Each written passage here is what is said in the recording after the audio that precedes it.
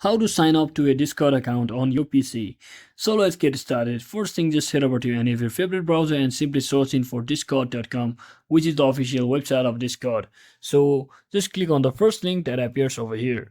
So once you're inside here, if you prefer downloading the Discord application, you can simply scroll down from over here and download it for your Windows or PC. And if you prefer to use it in your browser, you can simply open the Discord in your browser, or you can just get started with the login option over here. So just tap on that. So once you tap on that, you just have to wait for a few seconds until this screen arrives over here. So here you need to provide your enter details, or you can also try logging in with your QR code if you already have the Discord on your mobile.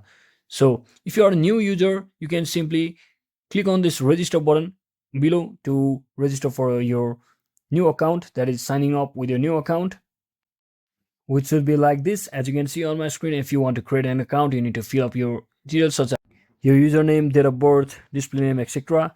And just like that, you have successfully created an account. So if you found this video helpful, don't forget to like and subscribe to the channel. See you on the next one.